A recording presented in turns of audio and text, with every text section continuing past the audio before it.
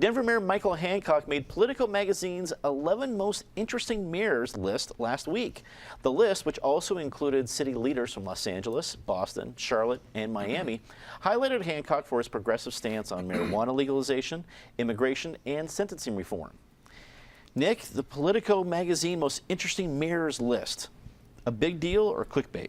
Oh, it's definitely a big deal, but I do want to point out that while I don't want to take away the stress of being mayor of Denver, a large city, Denver loves its mayors. They have a history of loving its mayors, from Federico Pena, Wellington Webb, John Hancock, Hickenlooper. Yeah. Sorry, did I say right. John? We love him. Sign it up. John Hickenlooper. The thing that I was thinking about this topic is, they say that character is really tested when things are bad. And, Mayor Hancock right now has it really, really, really good. And so I'm going to be interested to watch over the next couple of years how he deals with Denver's rapid growth, rapid gentrification, and how he takes care of the least of the city. That will be the true test of his mayoralship. John, as Nick brings up potential challenges, they're right on the horizon between what may or may not happen along I-70. The rapid growth is still a major deal. The whole idea of affordable housing is still a big issue in Colorado. What did you make of Mayor Hancock being on the most interesting mayor's list? As Mike talked about, I'm sorry, Nick talked about. I know. It was a long holiday weekend. It's okay. So we talk about our mayors and we love our mayors and this and that, but we've had two mayors that have given away the store. We had one in a few years ago who, is helping redevelop Aurora right now. They gave away Children's Hospital, they gave away the VA, they gave away the University of Colorado Hospital and all the medical schools that go with it. Those head taxes that go with that are hundreds of thousands of dollars, and that has been lost to the city. Now we've got a mayor who is trying to bring 1,000-year floodwater through City Park, tear out trees, tear out the clubhouse, and somehow get this water to the South Platte River. And at the same time, this whole National Western, we've lost out with the Gaylord project.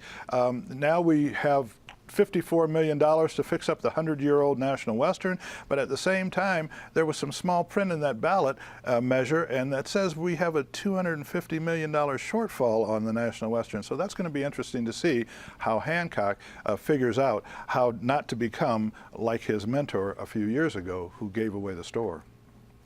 Patty, one of your many contributions to Colorado Inside Out has included your comment about Denver is the Sally Field of cities. We just want people to like us. We really, really like us.